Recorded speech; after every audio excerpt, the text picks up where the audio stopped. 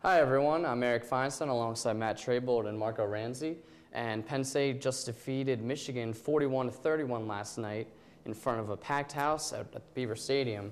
And Evan Royster had 150 yards rushing on the day and became Penn State's all-time rushing leader. It was a tremendous output from Royster last night. Yeah, he had a tremendous game, breaking the record in style, and he just looked determined last night, especially on that 4th-and-1 play. He got stopped at the line, spun away, got the first down. Really just a tremendous game from Royster, and you'd like to see him do that on a more consistent basis. I have to agree with Marco. It just seems like some games he just zones out for, and those are the ones where he's not even breaking 50 yards. Like, he looked, when something was on the line, that record, he looked like he really wanted it. And it looked like he had the attitude of a senior, which we haven't really seen from him this season. And it's good to see at this point because Michigan was a huge game. I know their defense is not as good as some of the other Big Ten teams that we've seen and we're going to see in the next couple of weeks. But still, it was a great performance for him. And it set up the pass beautifully because Matt McGloin in his first start ever, first walk-on ever to start for Joe Paterno, terrific game, and Royster was a big part of that. Yeah, Matt McGloin, a tremendous job coming in on the short week practicing with the team. 17 for 28, 250 yards, a touchdown. He also ran one in. 8 different receivers this guy threw to. He had that big rushing on the 3rd down in the opening drive to keep things going. And just the fire from the guy was just unbelievable. You really like the intensity and what he brings to the team. He's usually described as a risk taker.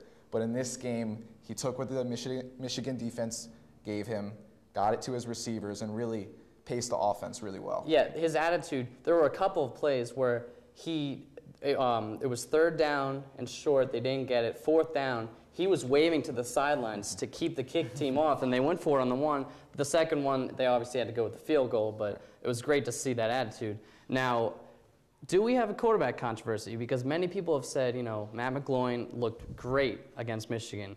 But you got to remember that Robert Bolden was pretty damn good against Minnesota.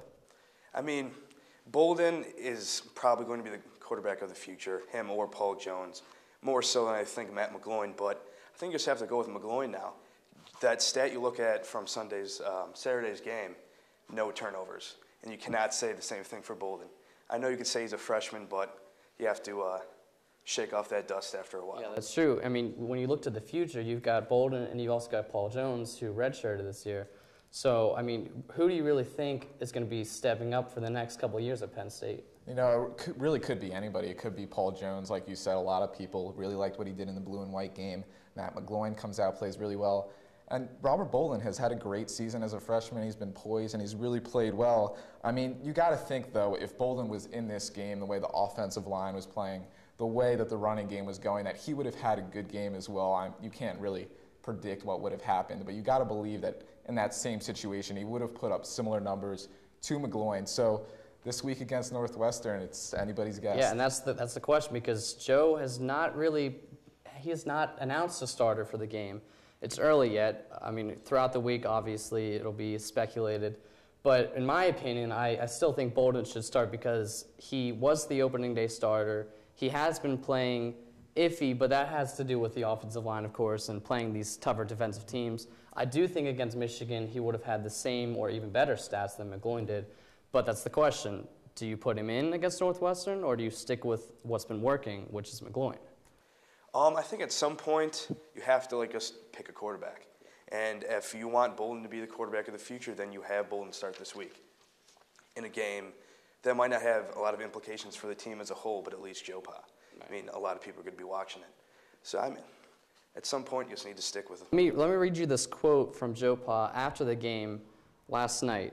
He said, "The great thing is we got 2 guys that we know can really go into games and big-time environments and make plays. So that's a great situation to be in." Now I'm thinking, that kind of reminds me of a little Andy Reid where he's got Michael Vick and Kevin Kolb. I know it's not the same 2 guys, but he's still got 2 quarterbacks that you can rely on.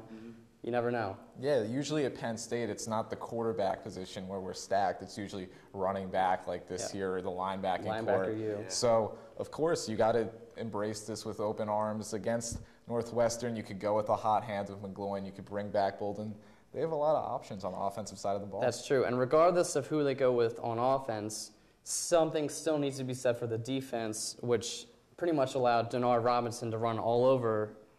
I mean, he was their whole entire offense, and Michigan doesn't really have that much of a passing attack. With him at the helm, ran for 191 yards, a couple of touchdowns. So the defense really got to pick it up. Yeah, the holes in the defense, especially that linebacking core, besides Michael Mahdi, just shown again.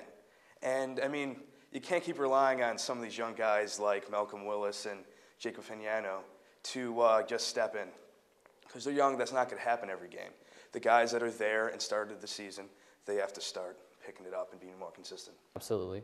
So looking ahead to the game next week, we got Northwestern here at home at Beaver Stadium. We'll see how they fare. And last-minute predictions for the game? I think Penn State's going to take this one home. I'm guessing somewhere in the 20s. I'll say 28-24 Penn State. Joe Pa gets his 400th win Nice. and finally bowl eligible. Oh, that's very true again. I think Penn State will win, but it will be by less than a touchdown.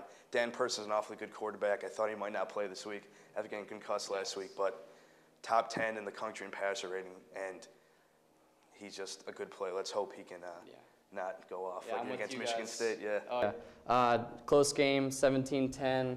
Joe Pa gets his 400th win. We're all happy. Yes. That's it for Eric Feinstein, Matt Trabold, and Marco Ranzi. Back to you guys.